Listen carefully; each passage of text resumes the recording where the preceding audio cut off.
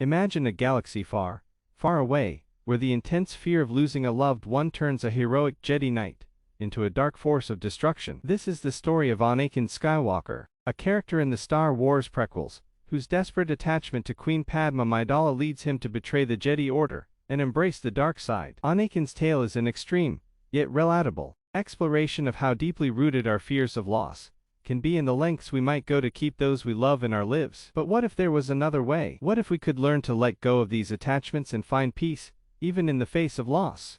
Our attachments to people.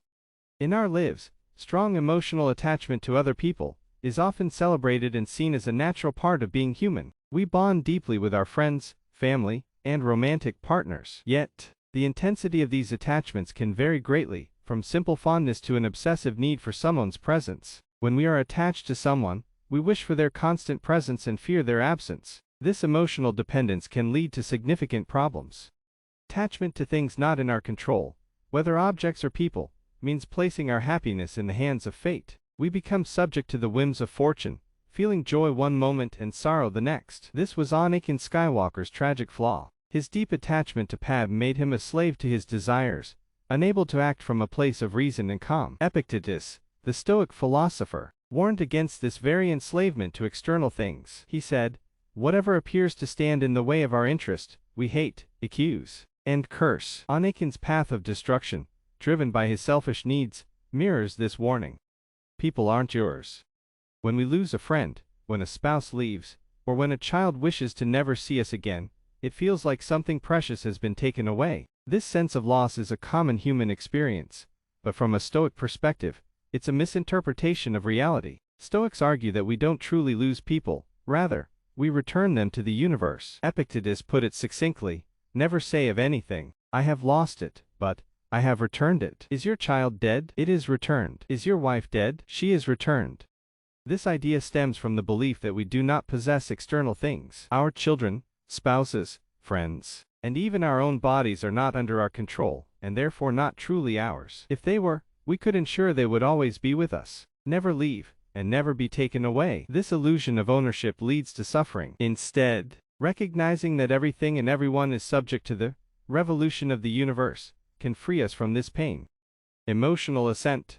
Romantic love is often described as passionate, and rightly so, as it engages our deepest emotions. In today's society, being in love is considered one of the highest states of human experience. However, the ancient Stoics saw the passions, pleasure, appetite, distress, and fear, as sources of trouble. These passions are triggered by irrational judgments. For instance, there is nothing inherently good about someone's presence, or bad about their absence. Loss and death are natural parts of life. When we judge things irrationally, we experience the passions and suffer. Epictetus advised practicing detachment starting with minor objects, like a cup or a pot, and gradually advancing to more significant things, such as our loved ones. By training ourselves not to be perturbed by the loss of small items, we can prepare ourselves for greater losses. This practice leads to a state of invincibility, where we remain untroubled by the loss of things not in our control. Being invincible.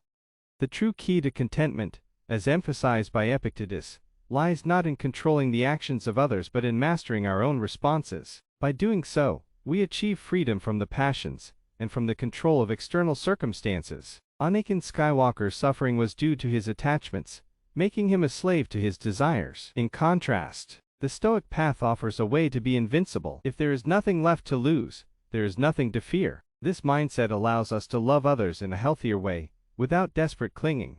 Marcus Aurelius, another Stoic philosopher, beautifully encapsulated this idea.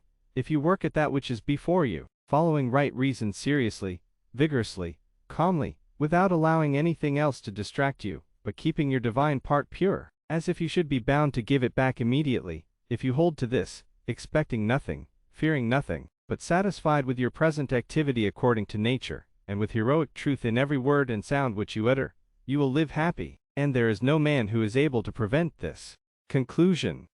In a galaxy far, far away, or right here in our own lives, the fear of losing loved ones can lead to immense suffering, but by embracing Stoic wisdom, we can learn to detach from things not in our control, including the people we love. This doesn't mean we stop caring for them, it means we love them without irrational attachments and fears. In doing so, we find a deeper, more resilient form of happiness, one that no external circumstance can take away. Just as the Jedi seek balance, we too can find balance through reason and acceptance, becoming truly invincible in the face of life's inevitable changes.